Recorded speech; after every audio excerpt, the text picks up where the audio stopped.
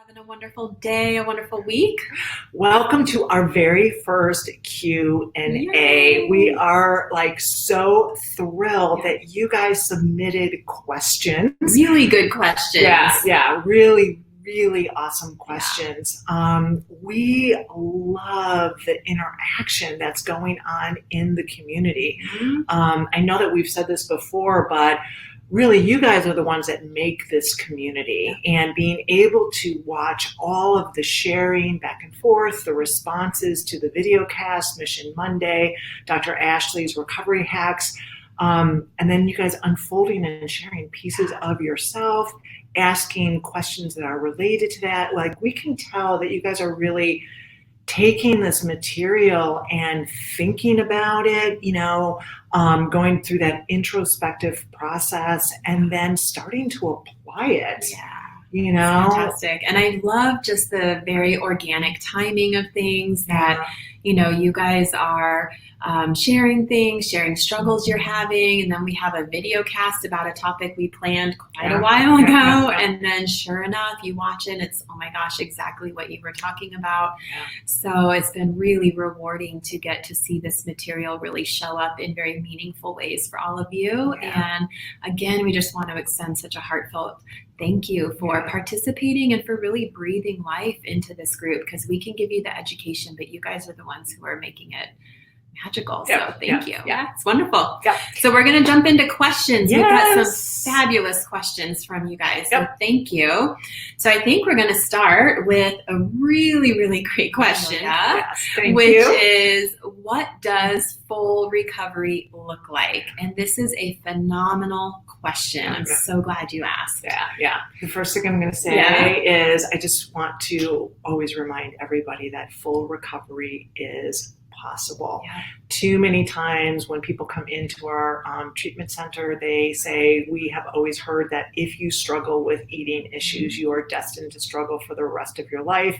They usually will lead off with, I know I can never ever get fully better, but maybe I can manage things a little bit, so it's not so painful.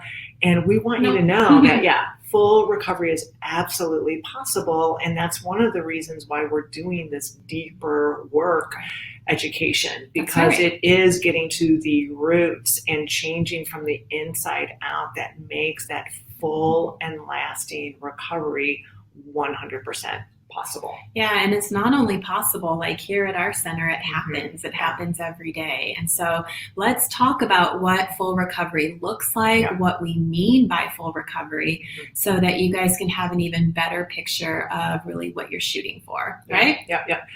So it's a big question, and Dr. Ashley and I talked a little bit about it before we started today, how do we take this really kind of big answer and put it together in a way that is relatively concise but also satisfying of all of the components.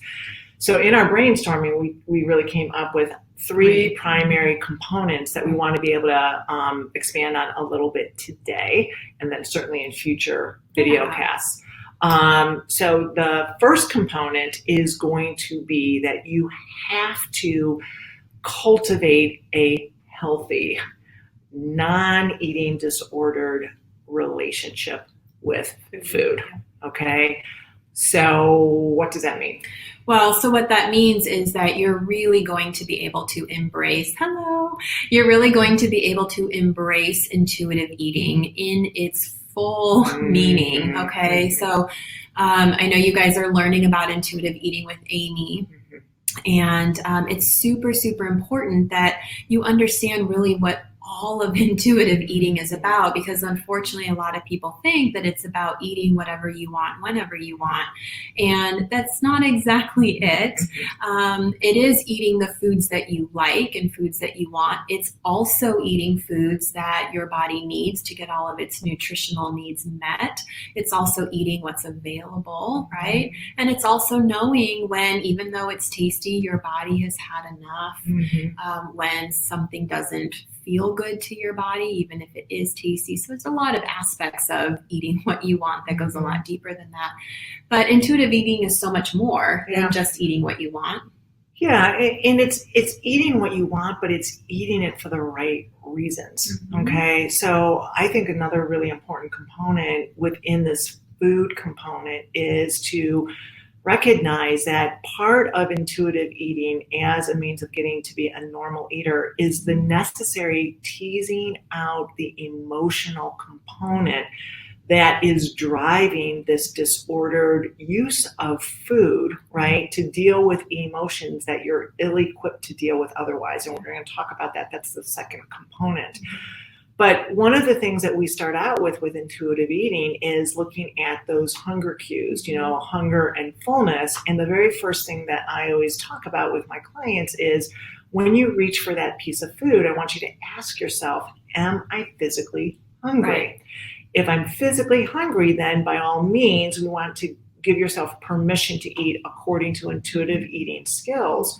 But if you recognize that you are not physically hungry, but you have this compulsion to eat, then we start looking at, okay, what are the emotional pieces that are going into this desire to eat? Right. And then developing all sorts of emotional tools to deal with whatever was the impetus for you to reach for food. Yeah. Okay. Yeah, so the food piece of full recovery is I eat when I'm physically hungry. I know how to make those decisions from a place of what do I want and what do I need. I'm not restricting myself. I'm not over consuming. I don't have good food, bad food. Right, it's not dieting. And it's all from this place of I want to nourish my body. Yes. And I'm using food as nourishment, not as emotional support. That's right. So that's really the second piece then, right? Full recovery is this emotional component. Yes, yes. And that's really going to be about being able to regulate your emotions, being able to respond to your emotions in ways that are psychologically healthy, nurturing, compassionate, and loving, and in ways that really provide true comfort for yourself in the long run. Because let's face it, food is a Band-Aid.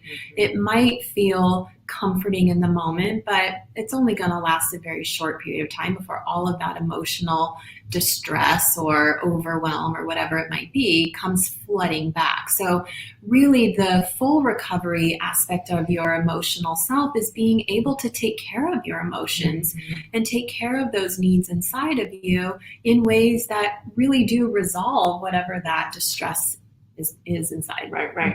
So the beginning components that you're hearing Dr. Ann Ashley and I talk about over and over and over again, including in the Mission Monday, being connected to yourself emotionally, having an awareness of what those feelings are so you can identify those feeling states, right?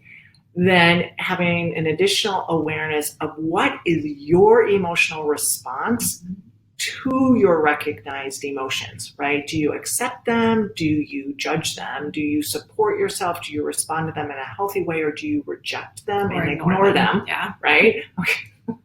There we go. We always think and say the same thing. It's great. Okay, so being able to respond to your emotions in a healthy, need-fulfilling way.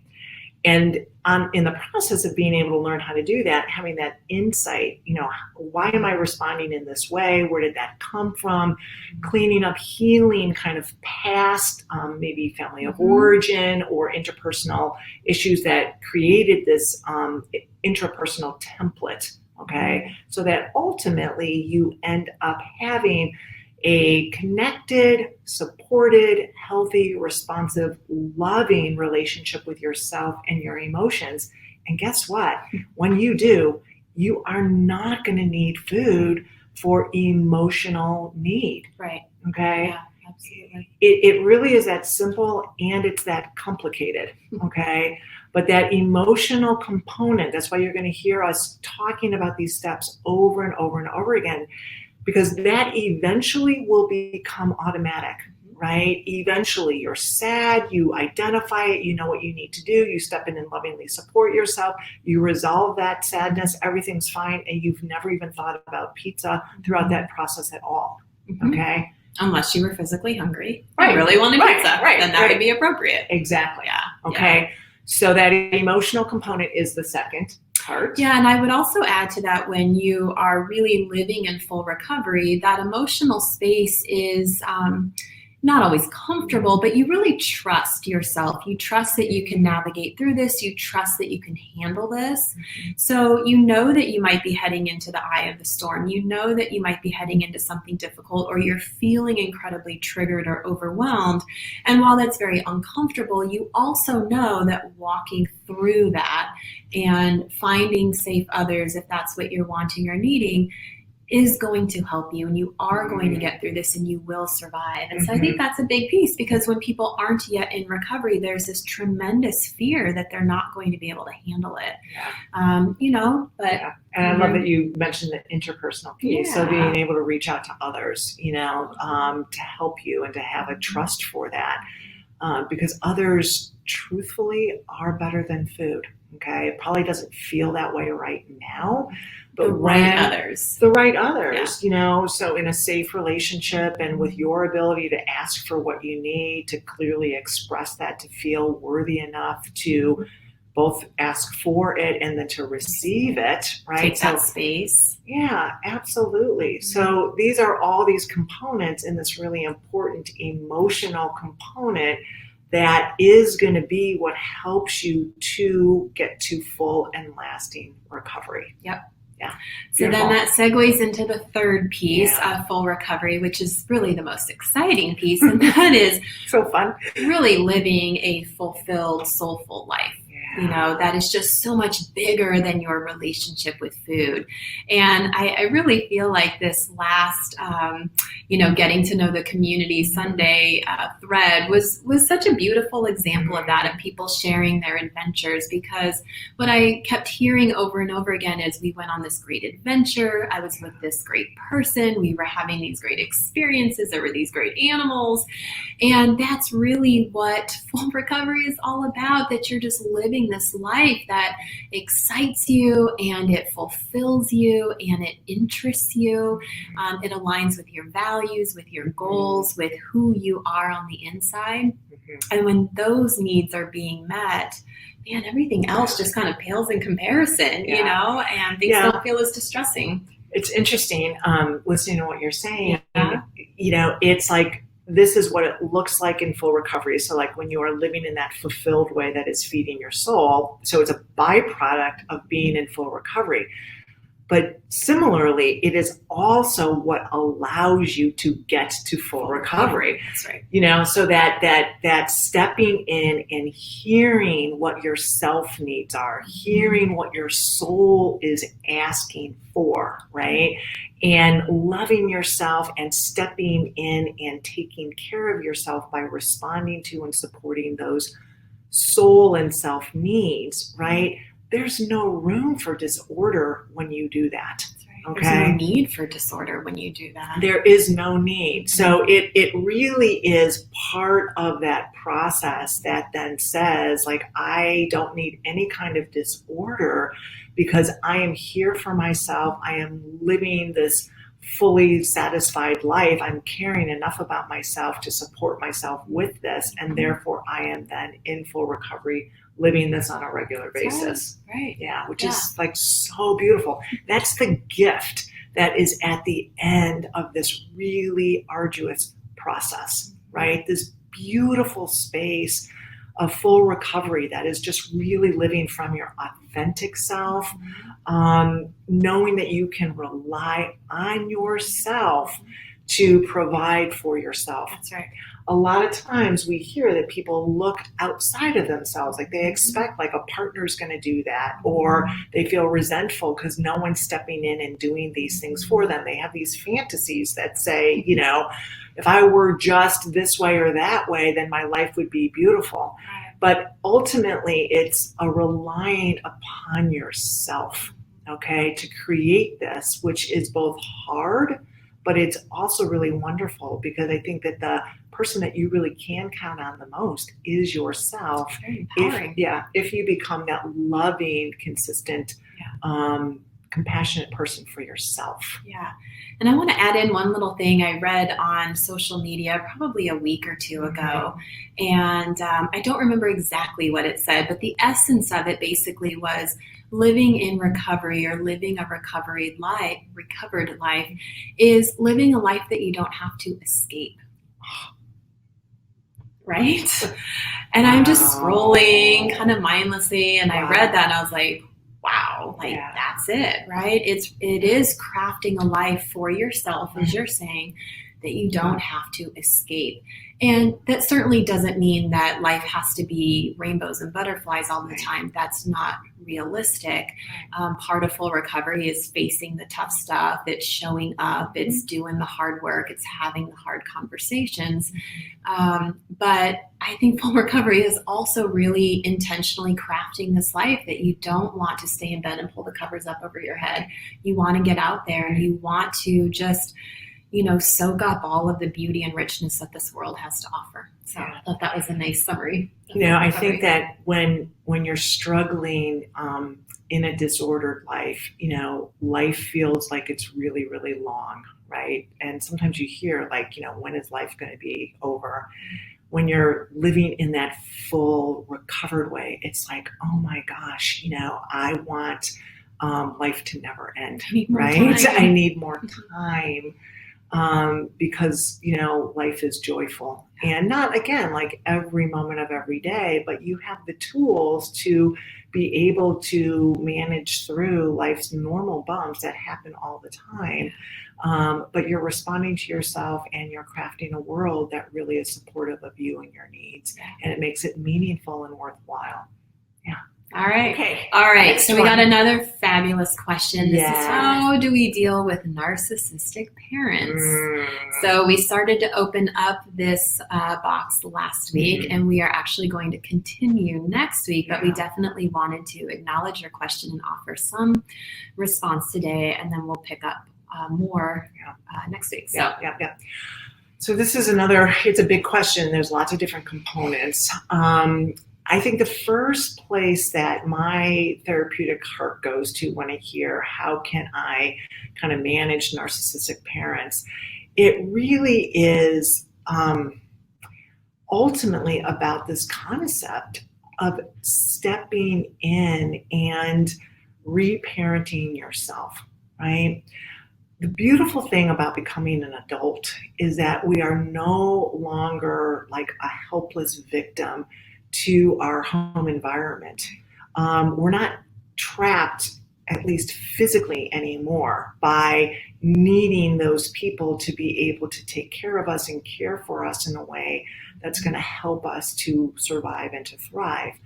When we become an adult and we are out of that space physically, of course, emotionally, as we've talked about, there's still those younger components that can still want and need, to be seen, to be heard, to be loved, to be valued. Right. Oftentimes we repeat what we do in childhood, and that is we hand over our power to our attachment figures and say, please, I'm going to show you who I am and I'm going to give you my heart, and then you can tell me if this is worthwhile or not. And unfortunately, when you have narcissistic parents, again, unfortunately, by definition, a narcissist, because of their own internal lack of value, okay, they can never applaud or value somebody else, because other people shining is actually a threat to their own very tenuous sense of self. Okay? So a narcissism is actually a defense mechanism against an internal state of lack of self-worth. Okay, so narcissists are actually quite vulnerable, don't have a sense of self-worth, and actually feel pretty barren and empty inside. So they're always needing as a defense mechanism to show to the world how great I am and tell me how wonderful I am, and I'm going to show you my next song and dance, and then you can tell me how wonderful I am. And it's this unconscious defense mechanism. So if you're a child and you say, hey, I need you to see a piece of me that's really wonderful, and you give it to them, or that I'm proud of, we would hope that a parent would then, put their child's needs before their own. But unfortunately, the narcissism is bigger than the parent trait. And they will always, unfortunately, have to either turn it back on themselves. Mm-hmm. They will feel immediately threatened, then find something within you to criticize, which is just like heartbreaking but true. Tear you down to build themselves up. Exactly. That's just what it is all the time. Exactly. Or start telling you about like a problem that they're having. Problems bigger. And you will always feel disappointed. Okay. Always. Yeah. Yeah. Go ahead. Yeah. To piggyback on that, I think part of the therapeutic task within yourself is to see this pattern and to break that cycle of that childlike thinking of maybe next time if I go back with something bigger or better or shinier or, more wonderful, that this time they will see I really am valuable or worthy. This time they will get it. Yeah. And that's fantasy thinking that we carry from childhood because we're supposed to think that way as kids. But as adults, it can hurt us. Yeah, exactly. This goes back to that egocentrism, normal developmental egocentric thinking. And that is, if they don't love me, if they can't applaud me, it must be because I'm not good enough. That's right. So let me just keep working harder, getting better grades, making more money, doing more for them. And then they're finally going to see me and they're going to give me what I need, right? But it will never happen. It just will never happen. So I think the first step is to be able to provide this for yourself, okay? And I promise you, it will work, okay? Remember what we talked about psychologically, your psyche does not know past, present, and future, okay? It just needs to be parented and it needs to receive value and to be cherished. It doesn't matter if it was from your original set of parents or if it's from yourself in the here and now. So through this work that we're talking about, connecting to your feelings, acknowledging what they are, and then responding to them in a positive way and starting to build yourself up and your self-worth, which we'll talk about, that actually helps, okay? Tremendously helps. I will also add to that I think when you are moving through those child parts and healing, that it's also very important to find those safe people who can be those healthy responders as kind of as like an interim. Mirrors. So rather than going to the narcissistic parent and handing over your, accomplishment or your pride and saying, hey, isn't this good enough? And they slam the door in your face, the proverbial door. Right. Bring this pride and this accomplishment to a safe other and say, hey, look at this, and actually get a loving, attuned response that says, oh, I see you. That is wonderful. Good for you. Yeah. I'm so proud of you. I'm so happy for you. Because that experience, even if it happens as an adult, you can internalize. That can become part of then your parenting template within yourself. So I think it's great when you can have those experiences with other people to then become your new model, right? You have this old model from your parents. It doesn't work. So now you can work with safe others to get that new model so that then you can bring that into yourself and do what you're talking about. Yeah, absolutely. So a lot of you have current interactions, with your parents. And I think another necessary component of this, and this is really hard, this doesn't have to be in an all or none manner, but you really do need to stop stepping forward into those relationships with your heart in your hand and saying, please here, let me tell you about what I did today. Can I tell you about what I, hope that you can see? You have to not hand over your tender heart to people that over and over again, unfortunately, are going to stomp on it. Okay. Yeah. Not only can they not hold it, they hurt it. They hurt it. Yeah. So this doesn't mean not having a relationship with parents, but not relying on them for those tender needs, right? Not bringing them into that tender emotional space and giving them your power to say, let me know what my self-worth is and my value. Okay. Yeah. So like Dr. Ashley is saying, like get that from other people, really we're going to be working a lot on giving that to yourself. Okay. And really needing to take back that power. There is a term, it's an old psychodynamic term that, I still use, I really love. It's called decathect. Okay. To decathect from somebody means to take away that emotional energy. Okay. So I can still be in relationship with my parents, but I'm going to decathect. I'm going to take that emotional charge, that need, that want, that yearning, that handing over of myself and just waiting and waiting and waiting. So that then, you're only kind of like stomped on and disappointed. Right. Yeah. It's like not letting your little girl or your little boy inside go to mom and dad again and say, am I good enough? Yeah. Instead, you're going to bring that little girl to your adult self, right? Or to your safe, loving others and say, I am good enough, because it's not a question. You are good enough. But it's not even giving the parents that opportunity. And, the practical way that looks is you're not sharing a lot of information. You just can't. Unfortunately, it becomes ammo against you. So your accomplishments, the things you're proud of, the things you're happy about, the things that you're doing for yourself, all of that gets twisted and turned around and then thrown back at you. So you're being selfish or you're being ridiculous or dramatic or whatever it is. So giving them as little information as possible. So when they ask you questions, you give them very generic, short answers. You don't give them details. You don't offer. Please don't ask. Yeah. What do you think of no, this new promotion? What do you think of this thing that I just did? Right. It's like making yourself super vulnerable. And the more your accomplishments are, the more it's going to threaten the narcissist. That's okay? Right. So it is, unfortunately, again, like this usurps that parent gene, right? So you would hope that a parent would be able to override their narcissism to be able to be there to adore their child, but it won't. The narcissism wins all the time. Okay, and you lose all the time. It's because it's an ultimate defense mechanism from your parent's ultimate deep wound. Okay, so not about you, but it feels very much about you, but it's not.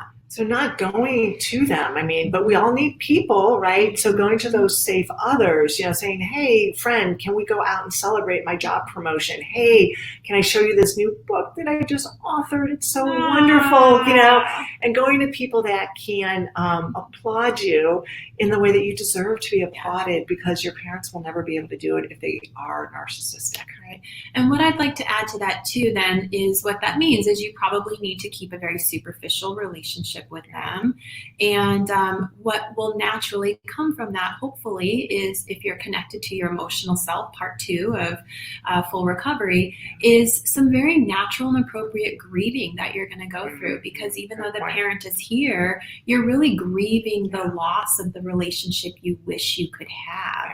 And so holding space inside of yourself and in these safe relationships with others to really grieve the mom that you should have but don't, the dad that you should have but don't, and just allowing yourself. And grief looks like anger, grief looks like sadness, grief looks like trying to find more ways to make it work and hitting dead ends, grief looks like loss, grief looks like guttural crying. So there's lots of ways that grief will show up, but it's going to show up when you really give yourself permission to say, this relationship can't meet my needs. I have to go somewhere else. I have to go within myself. Allow yourself to grieve the loss of that relationship. Yeah, unfortunately, there has to be kind of an ending or a death. And I don't mean to be dramatic with that, but there does need to kind of be that grieving and that ending for then the door to eventually open up to the new, right? Exactly. So the more we can grieve the loss, really feel it, right? It will reconcile. Yeah. And then you can move forward and you can embrace new relationships where you're actually going to get those needs fulfilled, which feels really good. And this is the bonus point. Then you're going to be able to be in relationship with your parents without anger or resentment. That's right. because you probably get angry because every time that you go to them to meet those needs, you get just yet another experience of them not fulfilling it. You get wounded, you go through those cycles. So this way you can actually go and have a relationship with them based on what they are able to give. That's right. Some more superficial connection, maybe some, kind of interactions that, are somewhat obligatory, but, okay. Right. Or maybe they're fun, maybe you can do superficial fun things, but it just can't go to a deeper level. There's lots of ways that this can look, but it's getting to that place of peacefulness and acceptance within yourself, that this is how it is with them, but it doesn't have to be this way within you. Yeah. And knowing that those needs will in fact get met, just not from, the people that you had originally wanted. That's right. Yeah. So hopefully that helps. I got to just pause for a minute, and I got to just hearing that, share a little bit about my response. What we're talking about is you guys are going to be able to move from this perpetual getting rewounded, right? You guys are such beautiful souls, right? Your hearts, I feel like I know everybody through this forum. And I guess for me, and this is, I think what moves me so much to do this work, and I know it moves you too, is when you see people move from that place of this perpetual wound by no hand of their own, right? You guys are beautiful, beautiful spirits, and being able to get this and be able to change so that you can ultimately be valued and be loved the way you deserve to be, and to go off into the world in a way that you feel joyful and life is good, is what motivates me every single day, right? Life should not be living in this perpetual space of hurt and pain and disappointment and need. It just shouldn't. And so that's why we do this work. That is what full recovery is. It is healing and doing things differently so you can move out of this and truly live your life the way you deserve to have it be. So it made me think of life, it's not about surviving, it's really about thriving. And so moving you out of just survival mode and just trying to get your bare minimum needs met and continuing to get rewounded, and really stepping into a place of feeling empowered, really loving all of you on the inside, and going out and just experiencing this amazing world. So, and you guys, and then you guys will pay it forward. Every person that's in your life, your children, your grandchildren, your pets, everybody, when you heal and you are being loved properly, you're loving yourself properly, there's healthy people around you, you're guarding against the people that don't love you properly, yourself is so filled with positive that it just is easy to embrace and love others.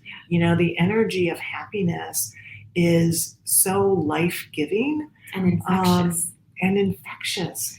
But it really is what drives us to do this work all the time. So just looking at these comments is just really incredible. And you guys are just amazing. So thank you for being here. Yes, absolutely. Yeah. Okay. Great question about extreme emotions. You're referencing panic attacks. And for anyone who's experienced a panic attack, it's horrible. And it is very extreme. So you're wondering, are there other strategies for kind of dealing with these extreme emotions? You referenced that you're familiar with deep breathing and some grounding techniques, which are wonderful, but what else can you do when these extreme emotions take over? So it's a great question, and certainly, folds right into your emotional relationship with food. So our conversation went everywhere from physiology of anxiety and panic to the very roots of what psychologically can produce anxiety, right? So there's all of those pieces. Yeah. Well, I think the emotional piece is really important to look at. I mean, there certainly are, physiological aspects with our nervous system. And that's really what a panic attack is. Your nervous system is completely hijacked. It is stress times a million. And so there are definitely some physiological components to it. But I think, where we really want to focus, because where we really have a lot of our power is in our relationship with our emotions. So we kind of identified two parts to this. Yeah. Did you want to add something? Start out. You had a great, when you were talking about the temper tantrum. Yeah. Yeah. So let's start there and then kind of go backwards. Yeah. I think that was awesome. Okay. Do you remember? Yeah, I do. You put me on the spot. And I'm like, oh my gosh, what did I say? I do remember this one. Yes, I'm doing it again. What can I say? I have had panic attacks, and I've only had a few in my life, but they are awful. So for any of you who have had them, I feel your pain. And I liken them to kind of your body having like a temper tantrum. I mean, it is just everything is off the charts and out of control, and you're going to just have to ride this one out. So I like to think of them as these temper tantrums. And if we look at like a child's behavior, right, it's like first they come to us and they're like, hey mom, can I play this game with you? And maybe you don't respond. Then they're like, hey mom, can I play this game with you? And maybe you don't respond. And it's like, I really want to play this game with you. And you don't respond. And then they just completely lose their mind. That's a temper tantrum. So I think that that's really kind of what's happening when your body is having a panic attack or some other extreme emotional response. I mean, this could be like that intense guttural crying. It could be intense anger. It could be intense numbness, right? So any kind of extreme form of emotion. The way I see it is we've been kind of ignoring, your body's cries for help until it finally has to throw a fit to get your attention. So it whispered to you, it whispered with sweaty palms, and then it spoke to you with maybe some anxious thoughts, and then it got very assertive with you when your heart started racing. And if you're ignoring the buildup of those signals and cues from your body, it's finally going to get your attention and it's going to make you stop. And you can't do anything when you're in the middle of a panic attack. If you haven't had one, I mean, you sometimes can kind of black out or get a little dizzy. You can't breathe. You can't stand up. Like your body's going to stop you and make you listen. So I think that, one of the responses here is we have to be so mindful of our bodies. And so for those of you who watched my recovery hacks this weekend, you'll know the importance of regularly checking in with your body because so much data is there that we can very easily ignore with our busy lives. But hearing those signals when they're whispers, hearing them when they're just normal, tone of voice, so that your body doesn't have to scream out and say, I am stressed. This is too much for me, and then force you to stop. Yeah. So if this sounds familiar, it's because it sounds familiar, right? It's that same concept of being connected, identifying what's going on, and then responding in a positive way to what's going on, And if you respond right there, it doesn't have to progress, it doesn't have to progress into emotional or binge eating. It doesn't have to progress into an anxiety and then a panic attack, okay? It doesn't have to progress into being depressed and then being in bed for 3 days, right? Emotionally eating, okay? So this concept of being connected and then responding to yourself in a healthy, loving way is imperative, and it generalizes to all of the things that we're talking about. And if you're finding that you're having a hard time with this, which probably all of you are, because somewhere that's why the emotional and binge eating got developed, or the anxiety and the panic attacks, that's where we have to look at that insight. What is the voice that I'm saying to myself? Am I allowing my a healthy response to my emotions, or am I judging? Am I distracting? Am I avoiding? Right? And then work those pieces out so that ultimately you can be that responsive, healthy parent to yourself. I say when it's like between a 1 and a 3 on a 10-point scale, right?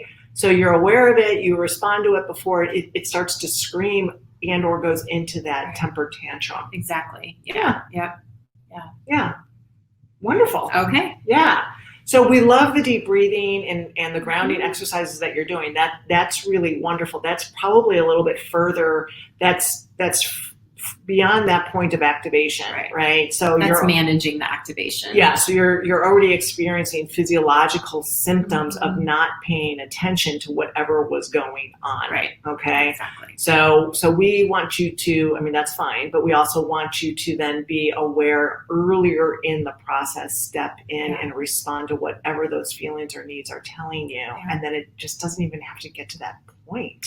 Yeah, I think the helpful metaphor, I don't even know if it's a metaphor, but kind of likening it to the hunger fullness scale that you use in intuitive eating. You know, it's like if you start eating when you're at a hunger level of 1, you are hangry. Like you're going to eat anything in sight. Versus if you start eating at a 3 or a 4, where you're hungry, your stomach's growling, but you aren't so hungry that anything, you know, sounds good. You're really going to think about what is it that I want? What is it that I need? But not waiting for your body to have such extreme signals that it needs food, right? You hear the gentle growls or you hear the very quiet hunger versus the screaming. And so really listening for those quiet cues of stress, of angst, of worry, of sadness, whatever it might be, and responding. And that's where those daily body scans can be key in really starting to tune in. Yeah, I'm going to add to a point there. The other thing is a lot of times when people are, to use Dr. Ashley's analogy, like either in the middle of a binge episode or at that point of panic attack, it feels like at that point when you connect to your emotions, it feels like it is so scary and like you are completely out of control and there's like no way that you can control it, right? So it almost gets scary. Like I can't connect to those emotions because it's like this negative experience, right? So we want you to be able to connect and step in earlier in the process, right? So that those emotions are so much more manageable, right? Those needs are much better able to respond to. And then it actually is going to be a much easier process, okay? When you identify, hey, I'm feeling really angry and this is why I am yearning for that ice cream, if you can address it at a number 3 as opposed to a 9.5, you're going to have a lot more control over being able to stop the behavior and then also manage the emotion that's driving it. Okay. So the earlier in the process you are, the better. It's less scary and it doesn't reinforce that concept that says, wow, these emotions are big and scary. I was going to say it's less traumatizing. I mean, panic attacks can be very traumatic. So, you know, really preventing that as much as possible is fantastic. So we are out of time, but I really, in my heart, I want to make sure that we start to respond. This was such a great question as well. And it's definitely one, all of these we need to circle around so many times because there's so many layers to them. But and just keep asking. Yes. In all different ways. So, but if we can have like 3 or 4 more minutes, if that's okay with you guys, just to address the question. You said, when does your fear not take over anymore and keep you from enjoying the food that you like or shopping without anxiety or sleeping all night? And I love this question because fear is such a huge part of the disorder, right? I mean, it's what really can keep you stuck in the disorder. So that's a great question. When does fear go away? So if we can just give like a little taste of an answer, and then we'll be circling around this one many, many times over. So do you want me to give a taste? Sure, give a taste. Go for it. I don't know that I have a 3-minute taste. Oh, because do you plan this? Do you have a snippet? Because mine is longer. Do I have a snippet? Yeah. So I think that there were a couple of things that we talked about. I mean, one is definitely, you know, with fear, it's one of those emotions that really likes itself. So fear scares you, and then you want to shy away and not do the thing that scares you. But then if you don't do it, you get more scared. And so I think it's super important that you find ways to look that fear in the eye and practice over and over and over again these things that scare you. So I'm particularly thinking of the piece about, keeping you from enjoying the food that you like. There's just no way around the fear. You are going to be scared when you first start out eating those foods that you really like, because you're going to probably be afraid of binging. You're going to be afraid of getting out of control. That's really normal, especially if you're coming out of disordered eating and dieting and restricting. So facing that fear, allowing yourself to feel that fear, and kind of going back to what I said earlier about trusting that you are going to survive this fear. It's going to feel awful, and you can get through it.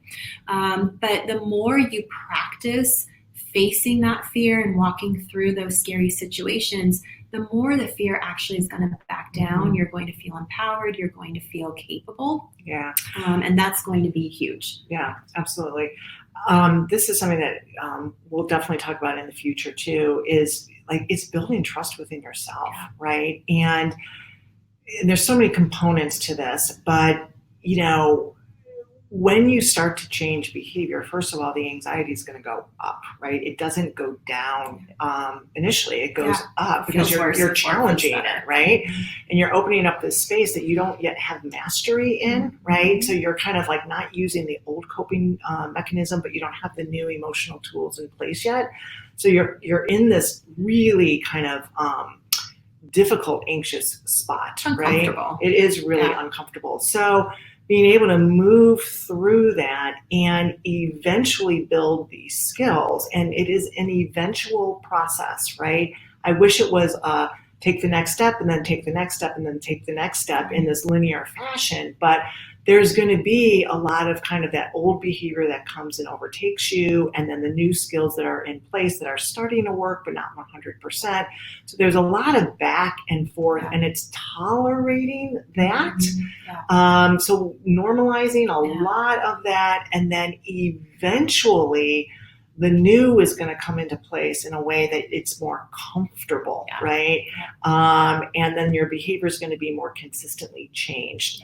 So, being able to just know that ahead of time, tolerate the fear, and know that it does sometimes, I'm so sorry, but it does sometimes get worse before it gets better, because you're just stepping into new behaviors, again, that are not yet mastered.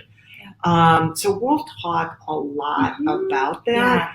And I think, with the question, to me, it was kind of a multi-fold question. I didn't know if it was just the fear related to the food or the fear that drove the use of food, so trying to kind of understand all of those pieces that I think we can address maybe a little bit more in the future. Yeah, we'll be talking about fear a lot, because it's a huge part of the disorder and the relationship with food. And, one last piece I'll add is, doing the deeper work to get at the roots of fear. And, what are your earlier life experiences with fear? When did you feel scared? When did you feel unsafe? When did you feel vulnerable and not protected? And making sure that you're putting energy into, really resolving all of those spots in your life where you felt that, because that's a lot of what's still kind of locked up in your nervous system when that fear takes over today as an adult. So we'll keep talking about this, because it's super, super important. Okay. What's that? Yes. Thank you. Answered some of my questions, and the fear drove me to food. So okay. We'll keep coming back to this. So. Got it. Thank you so much. Your questions were wonderful. You guys are amazing. Yeah, really, really amazing. And it's so exciting for us to be able to kind of use these prompts too, to kind of talk about all of these different areas of education that we have to talk about many, many, many times to be able to really have it take, because these are such complicated concepts, and you have been doing it the other ways for so long. So it's really great, in the here and now, to take your specific kind of experiences and then to be able to provide this education is just really wonderful. So we're going to be doing Q&As every other week now. So next week, we're going to continue our conversation about the narcissistic family system. We left off with one of my favorite parts, the interpersonal piece. And then the following week, we will actually... That's the week before Thanksgiving. So the week after, I don't remember. Yeah, We'll we're going to be calendar. off of our schedule a little bit. Holidays. I think we'll still do the video cast alternating with the Q&A, but Right. I think we'll probably skip that Wednesday before Thanksgiving. We'll have to talk about that. I will always post whenever it's coming up, so you'll know. Yeah. But just start thinking about questions that pop up for you throughout the week. And you can send us questions anytime. Yeah. So send it to us privately through the group if you want, or just post it on the wall as you guys did today. And I'm keeping a document of the questions. So you can send them anytime, and then we'll keep this library of questions and answer them for the next Q&A. So just notice what's coming up for you in the weeks, and then let us know what's on your mind, okay? All right, guys. See you later. Have a wonderful rest of the week. Bye-bye. Take care. Bye.